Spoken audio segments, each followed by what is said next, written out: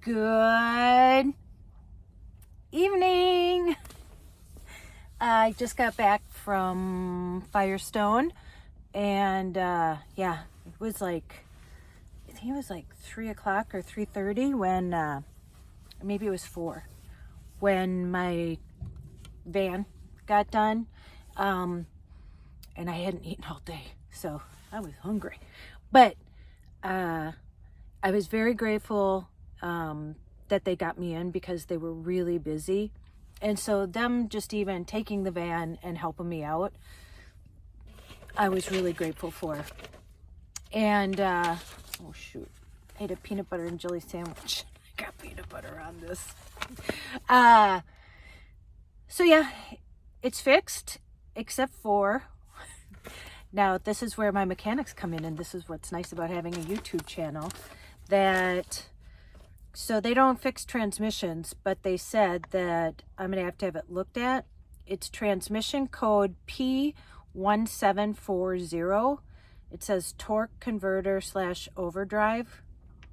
Ooh, I was talking about overdrive.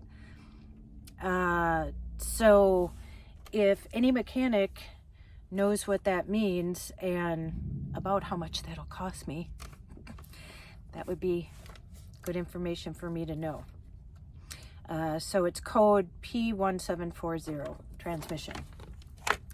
And I wanted to thank everyone for the great comments that you left on my video about the driving.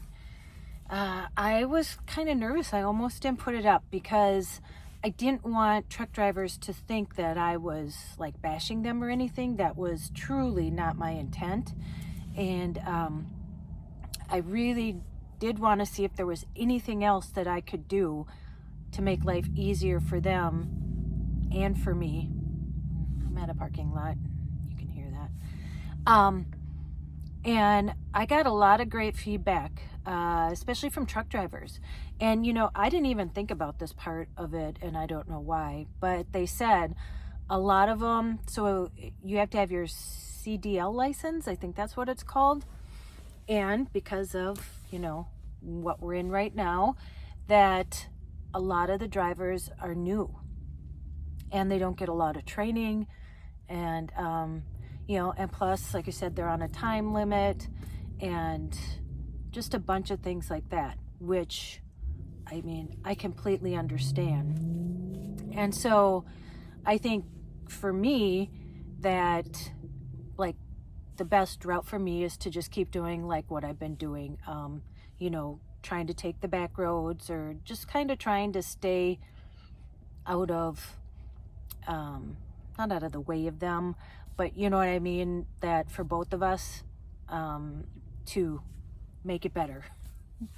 And for me to have a nicer, less stressful drive, even if it does take a little longer for me to get where I'm going. That said, I am staying here again tonight, and I'll get on the road tomorrow again. And they said that my transmission should be fine, but to have it checked once I get to where I'm going. And you know, I only drive like 3 hours at a time, tops pretty much, and especially since I've been sick. And so I should be there in like 2 days. And then the van will be parked. I'll be at a campsite, you know, with my 2 friends. They're there. And they stay during the winter. They're snowbirds, and they stay at this campsite all winter long. And so I will be meeting up with them, and then the van will be, you know, set there unless I go do my adventures, which I plan on doing, and I'll figure everything out then as far as that goes.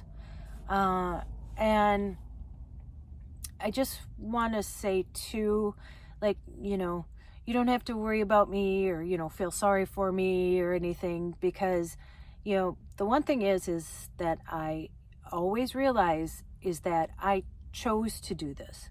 Like, this is something that I chose to do. And, you know, I was lucky last year with Charlene.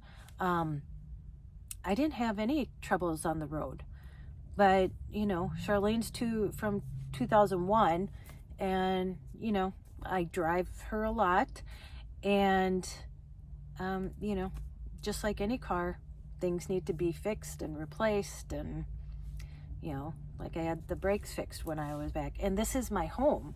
So right now, you know, this is what I got to do.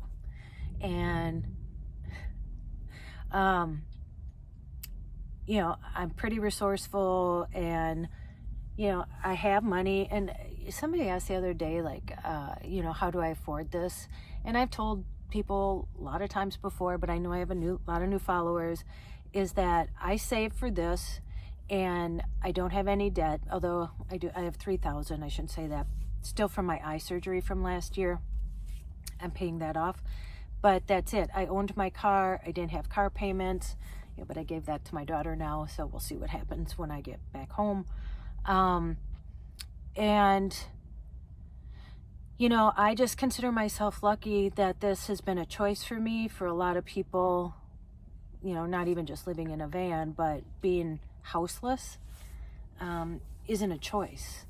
And so I understand that. And you know, this is my last year of traveling cross country in the van, because I won't be doing it like this next year, because I pretty much covered, you know, driving cross country, the East Coast and the West Coast.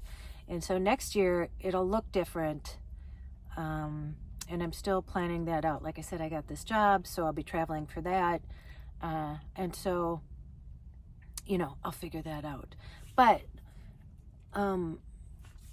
you know, I just want to be truthful about van life, because I think, you know, somebody wrote too, well, I can't wait to get on the road and live in the dream and live in the life. And hopefully, because I watched van lifers before, and not that, I mean, I know a lot of them show like exactly what I'm showing, that this is what you run into. It's a day-to-day grind.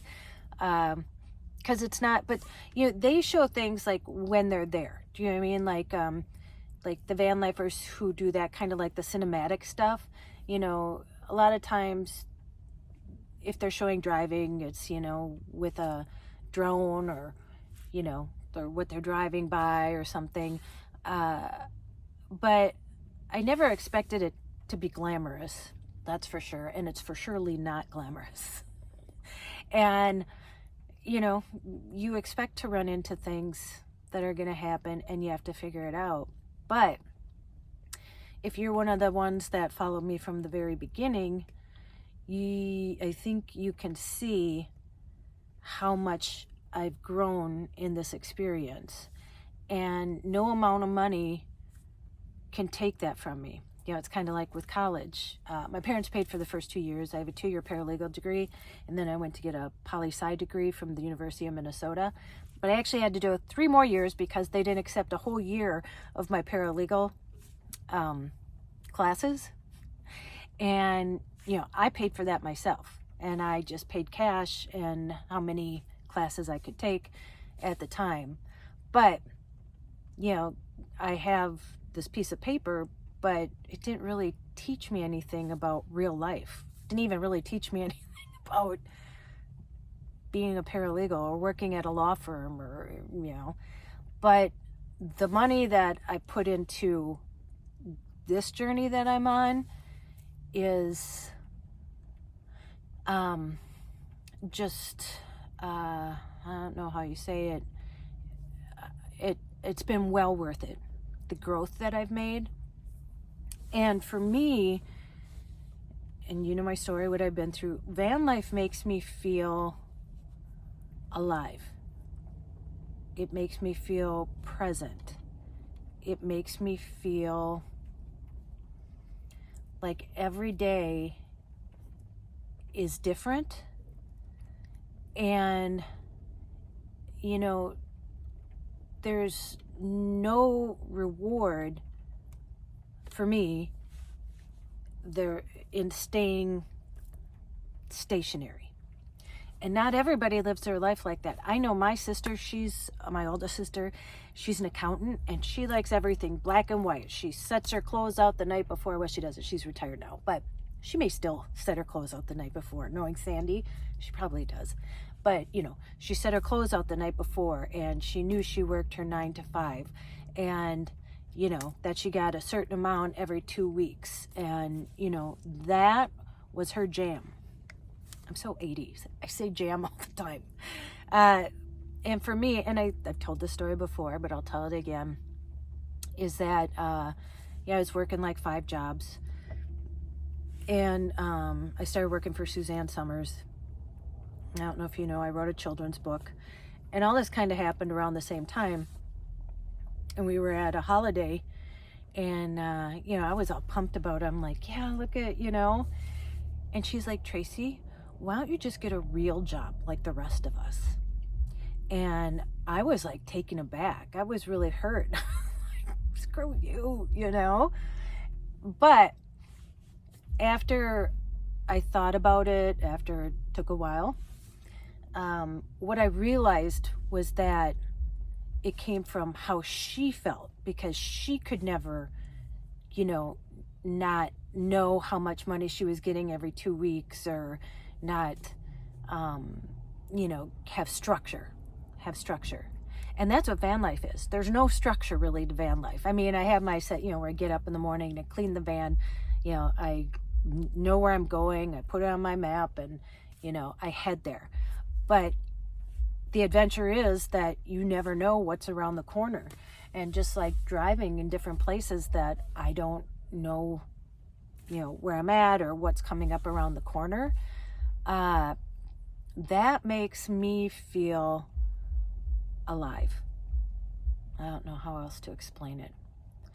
And it doesn't mean that it's that way for everyone, but for me, that's what this is doing for me. And I told you, once, I saw my family dying in hospice, and I thought to myself, I wonder what they wish that they would have done.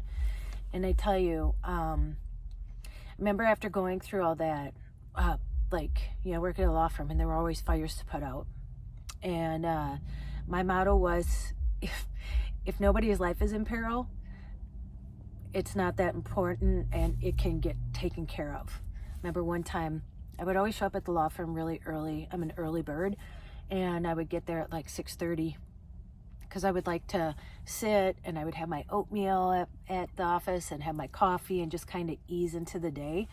And I remember I was getting off the elevator, and right away this paralegal was standing there, and she's actually passed away now. She had cancer in her eye, and it's spread to her blood. And anyway, and I got off the elevator, and she's like, Tracey,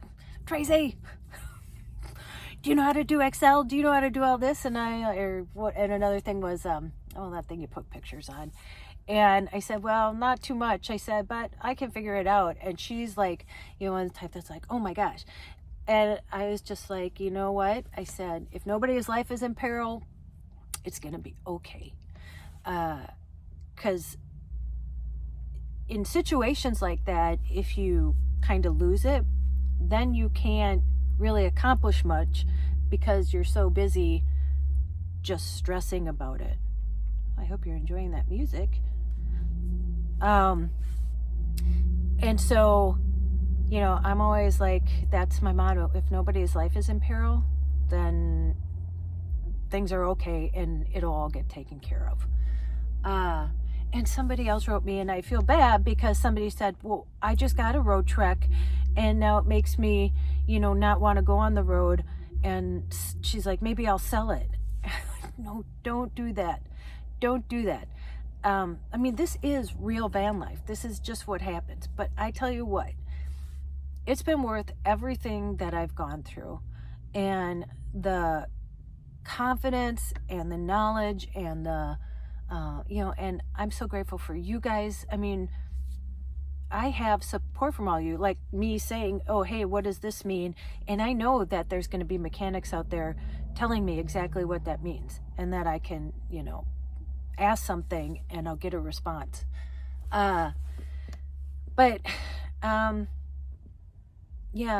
Even with all the adversity, and listen, you realize, and I think about, like, every time I'm going through something hard, that, what my sister went through, what my brother went through, what my other sister's still going through in the assisted living home, my brother-in-law, my dad, you know, that was the hardest thing you could ever go through, and they did it with such grace.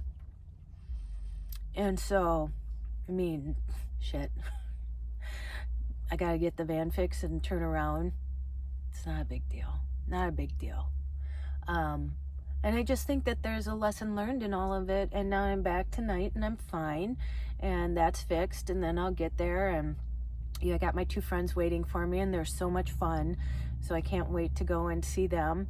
And, you know, and I'll figure it out. I mean, and don't worry about me as far as money. You know, I still haven't got my taxes back. If I would get my taxes back, I just checked again. If you don't know, my daughter claimed herself and I claim her, and because she did her taxes for the first time by herself this year, and so they had to amend hers. Well, they're like way behind on amendments, but until they amend hers, they can't do mine. So it's been a thing. And you know, I have YouTube AdSense, and I know some people think that YouTubers make a lot of money, but I'm telling you, I make an average of $600 a month. But I'm grateful for that, because, you know, that helps me tremendously. But think about it. I put 3 videos out a week, and I'm making just over $600 a month. So the time and effort put into it compared to, you know, what you make, it's not that easy. And it just, for some reason, people think that you make a lot of money. Or somebody did a video about me, and I did have one video that went viral. It was the one at the close optional. Of course it was. I think it hit almost 1 million, but then just recently they demonetized it because they said it had to do with nudity. And I'm like, but I wasn't nude in it. I mean, I was, but you didn't see anything. So anyway, but you know, I'm working, and it's all fine. It's all fine.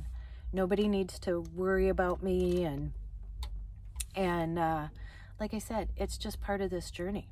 And you know, I hope if you still want to do it, don't let anything that you see on my, well, and that's why I put, if you look in the description below, if some of you have been with me for a while, I made up like a questionnaire about, you know, is van life right for you, or something like that, because I wrote down like a bunch of questions, like what I would think that you'd have to be like, you know, are you flexible? Are you whatever? I can't even remember some of the questions I put.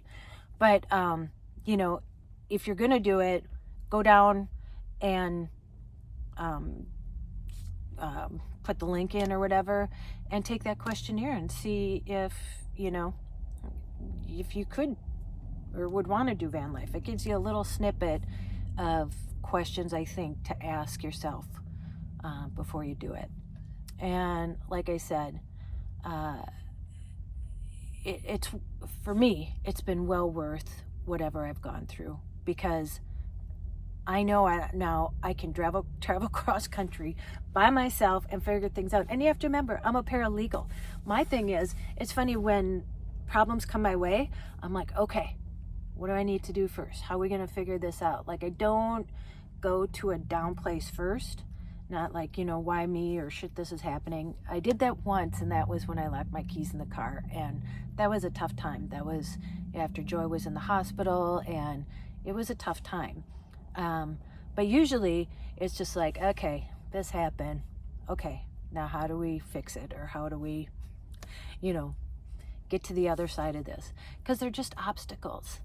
And every time that you overcome an obstacle, you gain more confidence. And I go back to the life coaching, because, you know, that's it. It's like some people want to do something, and so they want to go from here to here all at once. And then they, you know, quit because they're like, oh my God, that seems like too much. But what you do is you just break it down into little things, and then you'll make a small goal. And then once you do that, then you're like, okay, I can do that. And then you make another small goal, and then you're like, okay, got it. and then this. And then by the time you get here, you're like, I could do that. I mean, I redid this van by myself. I laid new flooring. I did everything. I painted. I put all this up by myself. And this was a chore. But once I get started, I'm like, okay, this wallpaper is not going to beat me. I am going to figure this out. Because when I cut it, I would have to cut, if you can see, like there's little planks. And I would literally have to find a piece that would fit in the plank part and like cut it and then put it up. And this curves back here. And so that was, and I did it to here, to that side, and to both other sides in the front. Hanging that backsplash there, same thing, because there's like a curve and there's things in the way, and you know, but once I run into like something like that, I'm like, nope, I'm not gonna let this beat me. But I was listening to somebody talk, I don't know if it was a TikTok or what it was, but you know, they said too, there's no shame in quitting. Like if I felt like van life wasn't for me, and that was my out when I first started, and I didn't know that I would have a YouTube following, you know, after the first week, but that was my thing. Okay, so I get rid of everything. My daughter's off to college, so right now it's just me. You know, I have Joy and I have my sister and stuff like that, but you know, I'm like, okay, if I don't like this, guess what? I can just go back home and you know, call it a day, sell the van, and find a place to live again. No harm, no foul. And then I would know that it wasn't for me. And now this time, knowing that this is my last like cross-country trip in the van, again, it won't look like this next year. I don't know what it'll look like, but it won't be this. It won't be me traveling all these miles cross-country, you know, like I'm doing. So I'm like, okay, I got this much left, so let's just make the best of it. And I told you, ball to the walls. That's what this year is going to be, the rest of this van trip. So yeah, and listen, I can always make more money. You know, I got to fix the van. It's most important. Being safe on the road is the most important. And as long as I have my health, and that's why I'm doing this, because my sister passed at 42, my brother-in-law 52, my brother 62. You know, I never even realized that. Interesting. And then my sister had strokes at 62. As long as I have my health, that trumps everything. That's the creme de la creme. And listen, I am more than grateful, like I said, that this is a choice for me. It's not something I have to do. Although maybe internally I felt like I had to do it. You know, I'll be okay. I have people to support me. I have, you know, Joy, and yeah. So,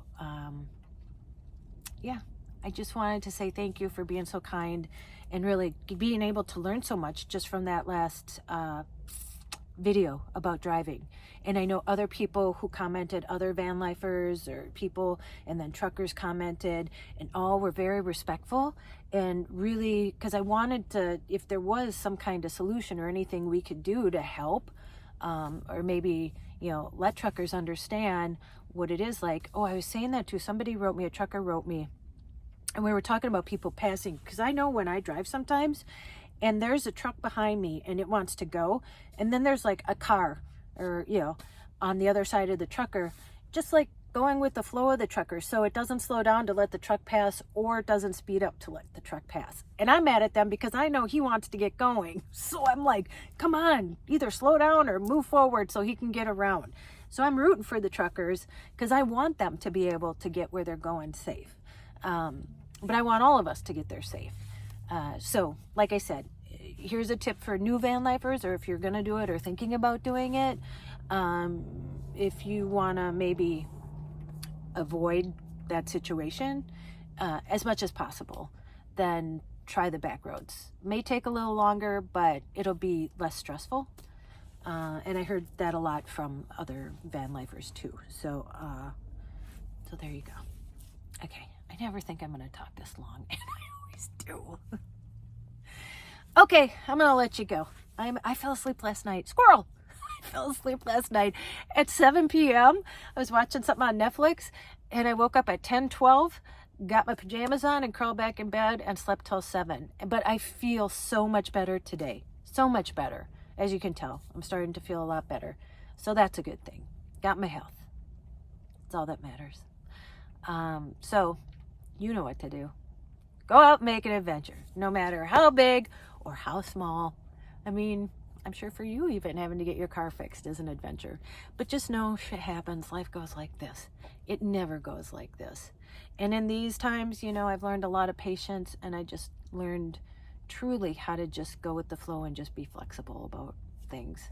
And not even just in van life, but I know in my own life. So there you go. Call someone you love. And as Joy says, tell them that you love them, especially now in the holidays. Reach out to people that you think may be lonely or, you know, aren't reaching out themselves. Yeah, it's a hard time for a lot of people. And don't you dare. And I'll tell you, you can call it magic. You can call it self-confidence. You can call it self-worth. I like the word magic, but it's all in you. And you got it.